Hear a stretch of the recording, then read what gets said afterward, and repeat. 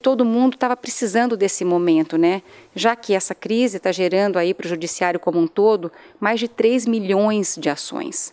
Então é insuportável, pode ter milhões de juízes, pode ter milhões de varas que não vai dar conta de ser julgado. Então esse processo de conciliação realmente está sendo utilizado em todas as esferas, não só no trabalhista, como no cível, em todas elas, para poder mediar e tentar a composição.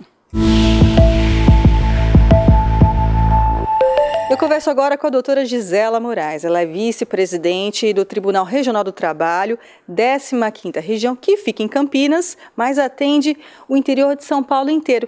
E é referência para o país inteiro, porque há um projeto novo chamado SIC, que abrevia questões trabalhistas. Gostaria que você falasse sobre isso, por favor. Bom, boa tarde, obrigada pela oportunidade de estar podendo contar desse projeto, que para nós foi um projeto super inovador, né, da 15ª, e é SIG porque é Centro Integrado de Conciliação, e a gente acabou inovando por também ter um centro no segundo grau. Esse centro de segundo grau possibilita que as empresas possam fazer acordo de processos que já estão no segundo grau, que já receberam uma sentença e que estão sendo revisados no regional. Então, isso foi um projeto inovador e até a gente ganhou um prêmio em maio do CNJ, categoria tribunal, porque realmente houve uma adesão muito grande às empresas que foram convocadas no tribunal para tentar se mobilizar para fazer esses pagamentos. Nós tivemos uma adesão muito grande e hoje estamos, desde março do ano passado, que está fazendo agora 1 ano e meio, com esse projeto super inovador e super de sucesso. Qual é o case? Qual é o diferencial nessa prestação de serviço de vocês? É o encurtamento do processo, né? É tentar fazer uma reflexão, tentar a mudança de paradigma e entender que a litigiosidade hoje, nesse mundo do século XXI, não cabe mais. Então, o que a gente possibilita e que a gente até promove é o approach entre as partes, né, o empregador e o empregado, através do judiciário. Isso dá muita credibilidade é um processo muito sério, né, é uma postura do judiciário intervencionista, mas muito real, não é?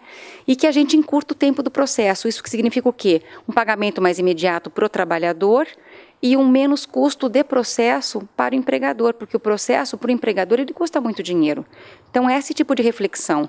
Por que está pagando aquilo todo de juros e correção se tem uma dívida trabalhista com o reclamante? Paga ele, não é? Encurta esse processo, paga para o reclamante aquilo que ele tem direito e tenta, esse dinheiro que está sendo empregado em juros e correção, tenta fazer uma coisa mais preventiva, uma análise do porquê que está gerando reclamação trabalhista. Então, realmente é uma mudança muito, muito grande de paradigma. Mas eu acho que todo mundo estava precisando desse momento, né? Já que essa crise está gerando aí para o judiciário como um todo mais de 3 milhões de ações. Então, é insuportável, pode ter milhões de juízes, pode ter milhões de varas que não vai dar conta de ser julgado. Então, esse processo de conciliação realmente está sendo utilizado em todas as esferas, não só no trabalhista, como no cível, em todas elas, para poder mediar e tentar a composição. E que empresas, de que setores mais demandam os serviços lá do SIC nesse momento de crise?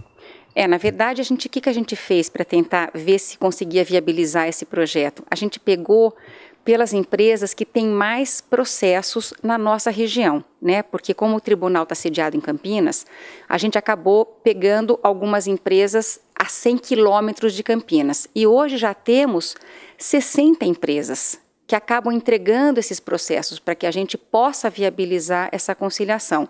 Isso que eu estou falando é em segundo grau, recurso, mas elas também têm processos nas varas.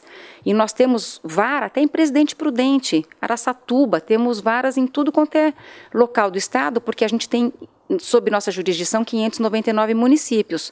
Então, assim, esta aproximação com a empresa nos possibilitou dela fazer o acordo não só em segundo grau, como também em primeiro grau, né? Ontem atendemos uma empresa, uma Expresso, uma empresa que faz logística, né, transporte, e que ela tem muitos processos em Ribeirão Preto, por exemplo. Ribeirão Preto é longe de Campinas, mas tem um centro, um SIC em Ribeirão. Então, ele vai poder se servir também daquele centro para fazer acordo nos processos dele. E vai se servir de Campinas para fazer os acordos do tribunal. Então, nós temos 8 circunscrições em 599 municípios e todas elas já têm um centro integrado de conciliação instalado. Qual a sua opinião sobre posturas de grandes empresas neste momento de crise para lidar com necessidade de enxugamento de quadro de funcionários, PDV, layoff? Hoje a gente está tendo uma procura muito grande, as empresas estão se movimentando e realmente se servindo desses mecanismos, né, que são mecanismos aonde há necessidade da empresa fazer um enxugamento, como você mesmo falou, por conta da crise, né? E esses institutos acabam possibilitando que o empregado dele possa se servir com alguma vantagem, não é? O PDV, por exemplo, próprio é voluntário. É um plano de demissão voluntária. O empregado é que tenta se servir dele. Por quê? Porque ele tem atrativos, né? Ele tem salários a mais, ele tem outras coisas a mais que fica atraente para o empregado poder dele se servir. Tem o layoff, onde a empresa pode se servir, por quê? Porque ela enxuga tributos, né? Então, assim, tem o PPE, que foi outro instituto também feito pelo governo para poder, o plano do empregado, né? Então, é assim, hoje elas estão se servindo disso para quê? Para ter um pouco de fôlego financeiro, para que, se Deus quiser, essa crise possa, num curto espaço de tempo, sair do nosso país e a gente conseguir essa retomada, porque muitas empresas, esses empregados, são mão de obra específica. Então, não vale a pena dispensá-los, até porque a empresa também muitas vezes não contribuiu para que essa crise chegasse. Então, ela tenta colocar o empregado num desses institutos para que ele possa lá ficar um pouquinho esperando, contribuindo para uma retomada do país e quando retomar, ele volta num processo normal de trabalhador, normal da empresa. Como tem sido a postura dos sindicatos em geral? O sindicato, eu hoje, na condição de vice-presidente judicial, eu ajudo o presidente, né, até por concessão regimental, a fazer todas as conciliações em dissídio coletivo. Então é assim, hoje eu vejo uma postura muito mais flexível, né? E eu sempre falo nas minhas conciliações, a gente tem que ter uma postura de entendimento do que está acontecendo no país. E falo para eles também, proteção demais acaba desprotegendo. E hoje eu vejo, como eu tenho feito muitas conciliações, a flexibilização em parcelamento de algumas verbas que anteriormente nem se falava disso, né? Essa semana, hoje é terça, na segunda-feira, ontem, eu fiz um INPC dividido em 4 vezes. Que não se falava disso. Por quê? Porque é uma revisão de salário, isso é justo para o trabalhador. Então, o trabalhador, obviamente, através do sindicato, queria que isso fosse posto de uma vez só. Só que as empresas hoje não têm condição. Então, acaba se negociando, mas em prol do trabalhador. Ele divide em 4, ok, mas ele recebe. É muito melhor do que não receber, né?